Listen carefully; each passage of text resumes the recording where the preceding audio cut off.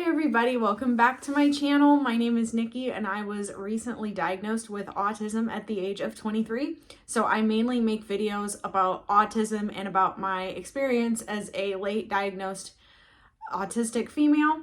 However, I might sprinkle in a few videos here and there that are not autism related, that are more just for fun videos, and today is going to be one of those videos. Today I'm going to be telling you guys a story of a really weird roommate situation that I lived in when I was a sophomore in college. So if you're interested in that video, go ahead and stick around and we'll go ahead and get started with the story. So this roommate situation, it wasn't necessarily a bad roommate situation, but it was a really, really weird situation, if that makes sense. Like, this isn't gonna be one of those videos that you see on YouTube of where like, oh, my roommate tried to poison me. No, it's just like a really strange situation. So it's not going to be like a super crazy story time by any means. But anyway, so my sophomore year of college, I decided to live on campus again. Because obviously at my university that I attended, everybody was required to live on campus their freshman year, but I decided to go ahead and give living on campus another try for another year. So I decided to live in the apartment style housing, which was housing that they provided on campus for upperclassmen. So like freshmen couldn't live in the apartments, but so the apartment style housing is basically just how it sounds. It's literally an apartment on campus. You can either live in a 2-person or a 4-person unit. I chose to live in a 2-person unit because as an introvert, the less people that I have to live with, the better. So basically it was a 2-bedroom apartment. So each of you and your roommate had your own room. And then you had a bathroom that you shared, and then a kitchen and a living room. And the kitchen was a full kitchen that had a microwave, stove, fridge, everything. So yeah, it was basically just like an apartment, but on campus. So I ended up doing the random roommate thing again, and I was assigned to live with this girl that was, she was an international student from China. And for the sake of the video, I'm going to go ahead and refer to her as Kelly. So Kelly was the girl that I was assigned to room with. And I think she had reached out to me like at the beginning of the summer before my sophomore year, once we had our roommate assignments. Like, she sent me an email just kind of introducing herself. Hi, my name is Kelly. I'm from China, blah, blah, blah, blah, blah. Just kind of introducing herself. It's great. I'm excited about meeting you. And I responded back and I was like, I'm excited about meeting you too. That sort of thing. And then, August rolled around when we were supposed to be moving into the apartment. And so I actually ended up moving into the apartment a few days early because I had signed up to volunteer with helping out with freshman move-in day. And there were some freshmen that had to like move on to campus a little early because maybe they were like in a sorority and they were going to be rushing or whatever, or they were in some kind of activity on campus that started up early before like classes started up. So I signed up to help out with that, volunteering with that. So because of that, I was able to move in like 5 days early into my apartment. So she wasn't there. Kelly wasn't already there when I moved in.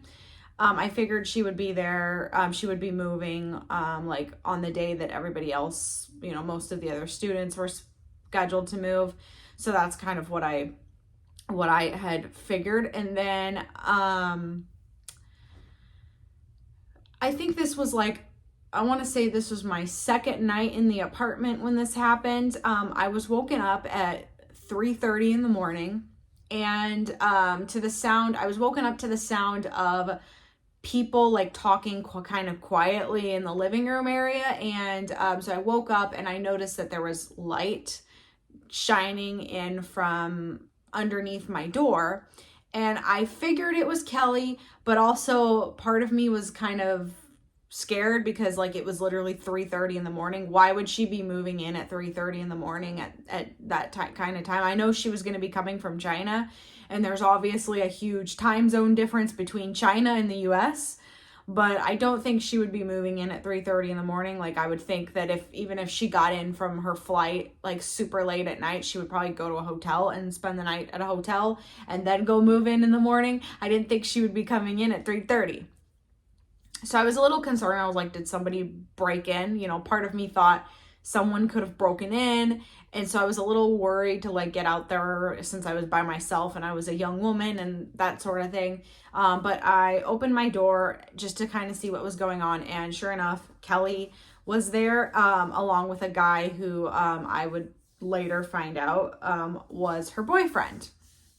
And so Kelly and I was, you know, I saw them and I was relieved because at least that doesn't mean, you know, no, somebody broke in and stuff. And so Kelly sees me. She's like, oh, I'm so sorry. I woke you up. You know, and I'm like, it's okay. I just wanted to make sure that like, you're not some random person that broke into the apartment in the middle of the night. So, but I thought that was kind of strange that she was moving in that early.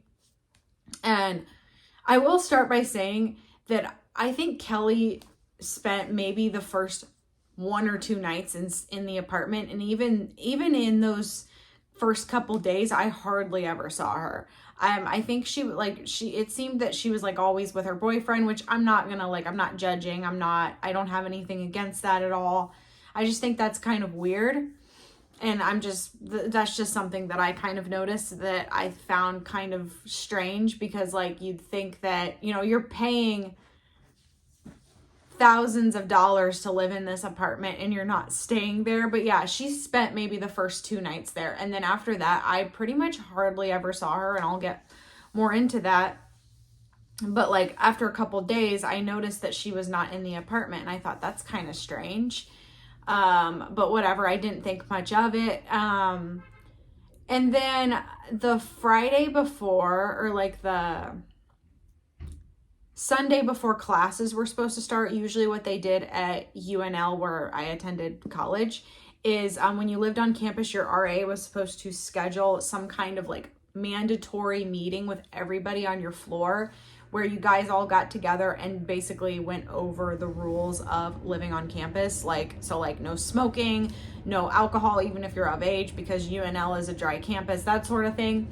And so everybody was required to go, and like the RA put all of us in a group me text to like let us know what was going on. Hey, we're going to be meeting at this time to discuss the rules of living on campus.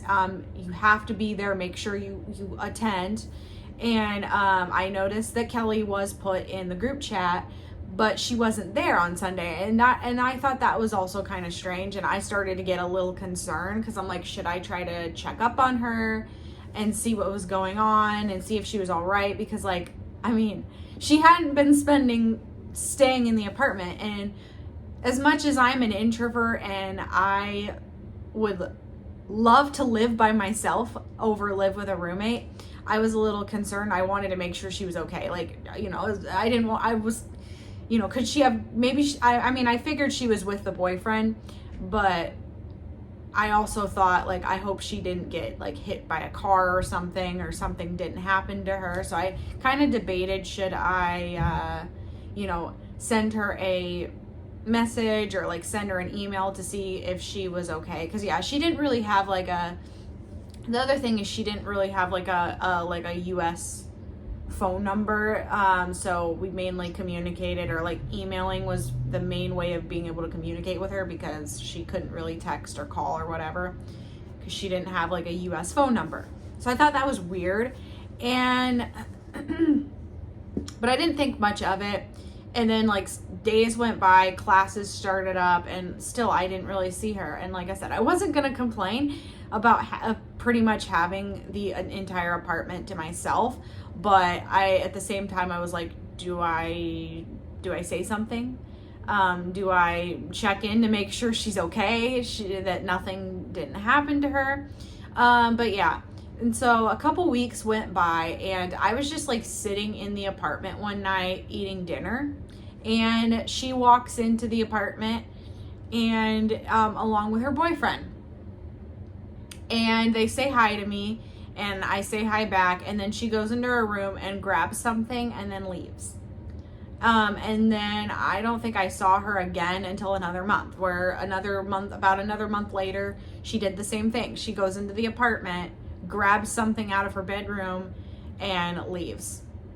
And yeah, so I'm assuming she was staying with this boyfriend, and that was it. But like I said, I thought that was kind of strange that like she signed up to live in this apartment, is paying money to live in this apartment. Like, it's expensive living on campus, living in the dorms. It's a lot of money, like more per month than living in like a 1-bedroom apartment would be on your own, right?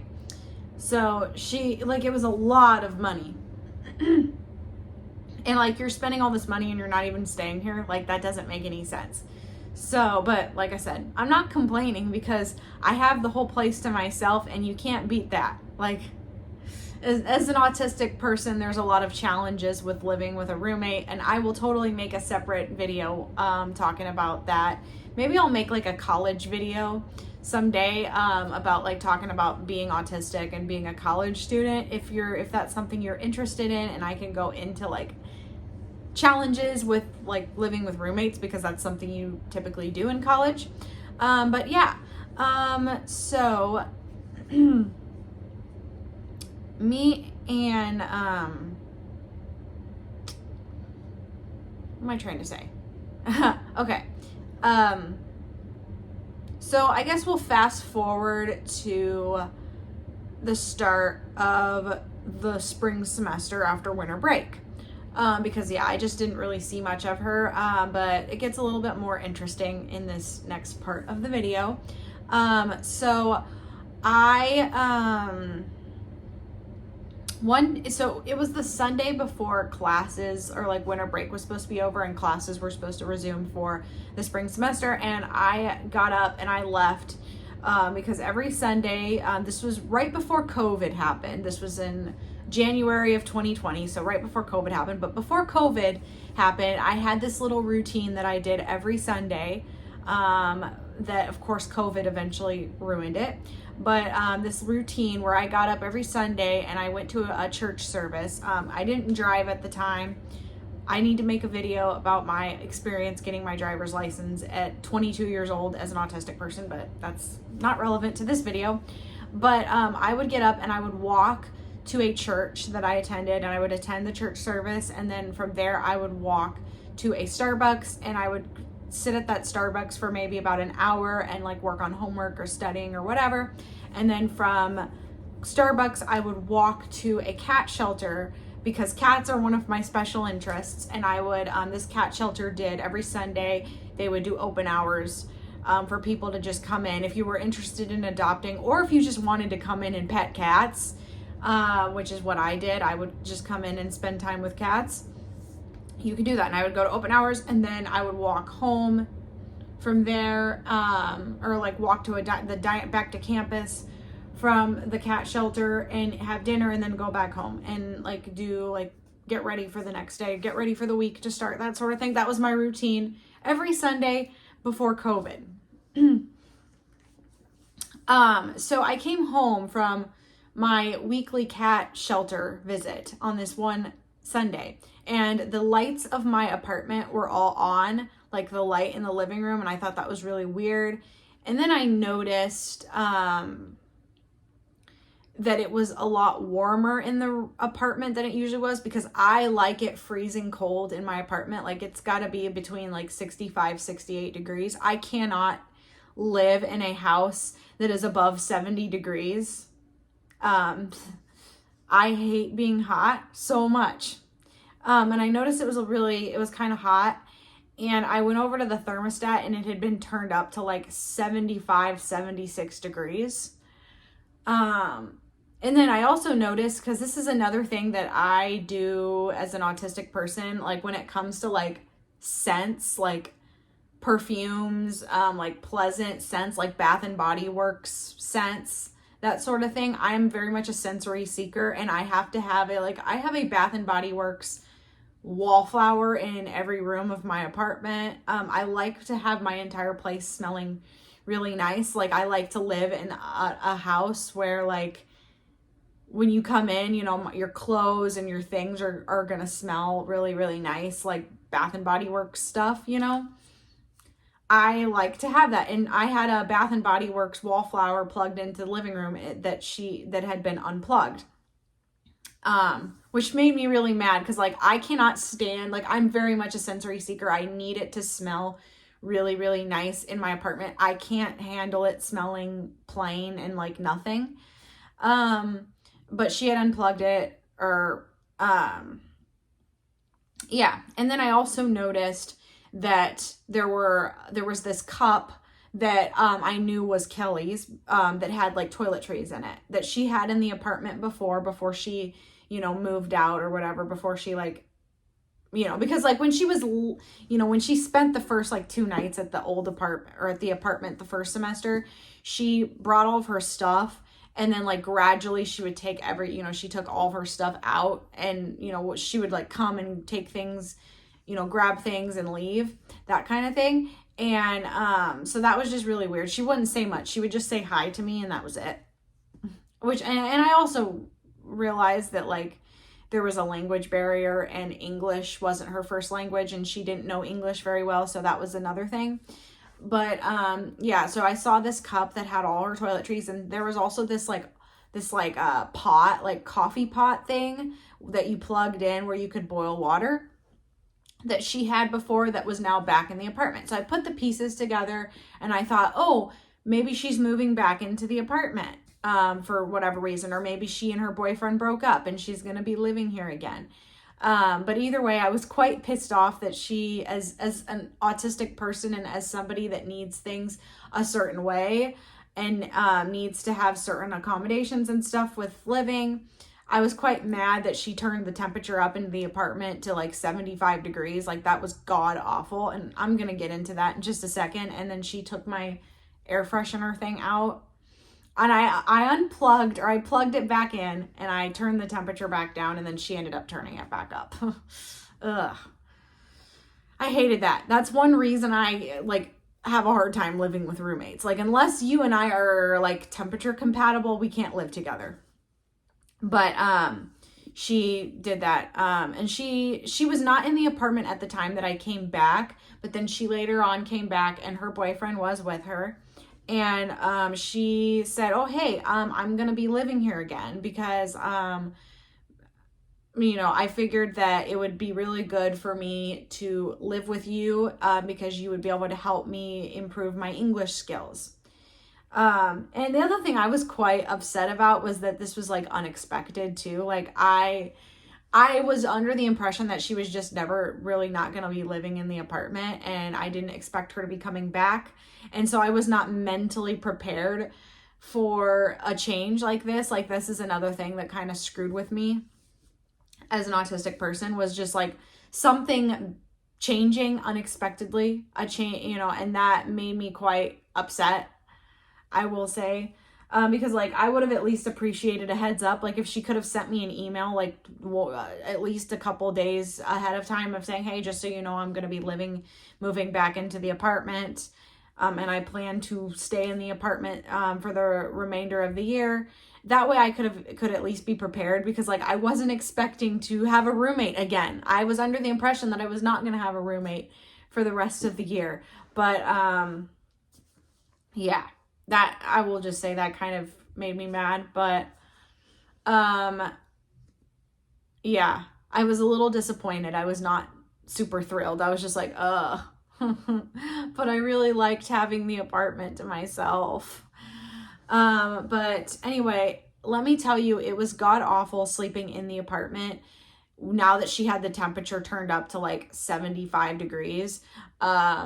Like, I understand that she preferred it to be a little warmer, and I preferred it to be freezing cold, but like, I wish that and I'm also, let me tell you, I'm also the most non-confrontational person in the world. And I'm sure any other person would have just said, hey, I understand you really like it hot in here, and I really like it cold. Can we compromise on maybe 72, having it at like 72, 71 degrees? You know, if you're cold, you can have a blanket. You know, if I'm hot, I can put a fan in my room. And that's literally what I had to do. I had to go out and buy a fan for my room my bedroom, and it was like January. It was cold outside, and I had to go out and buy a fan for my bedroom, and I had to like crack open the window in my room to let the cold air in so that I could sleep, because I cannot sleep if it's not freezing cold in the apartment.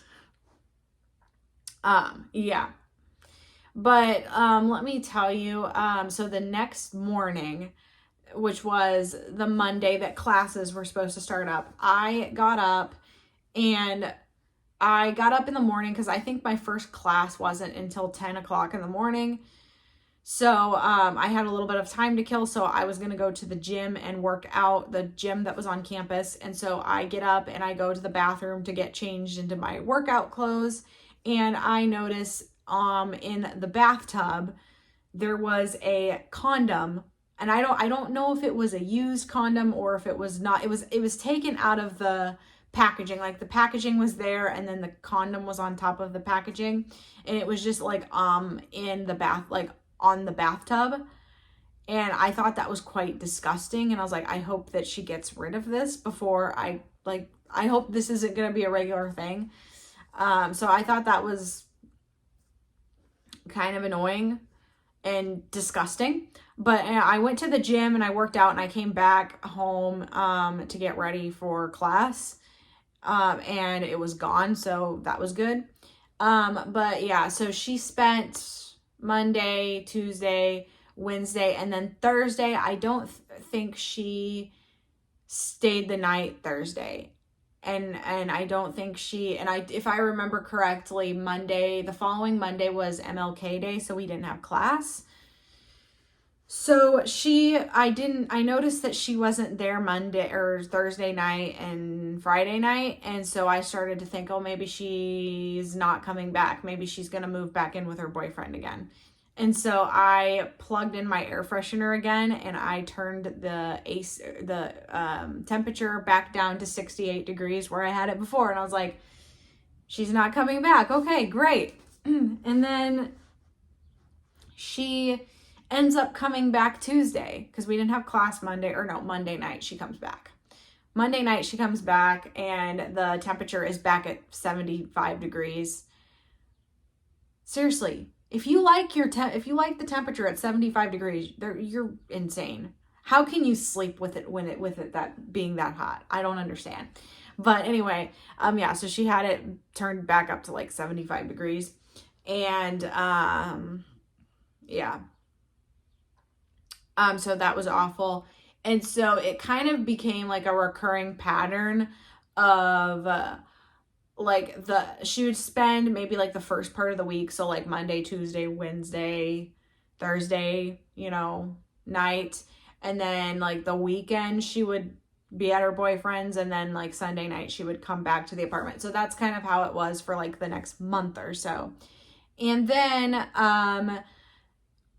about a month later, so like about a month after the spring semester started, so it was like February,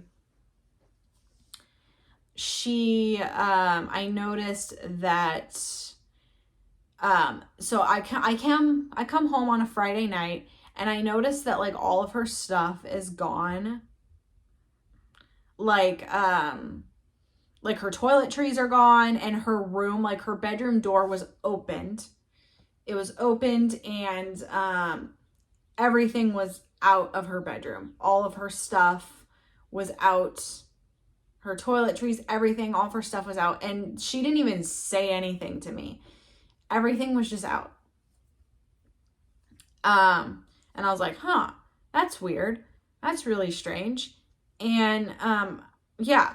So I thought, did she just decide that she's gonna move out of her, live with her boyfriend again, And then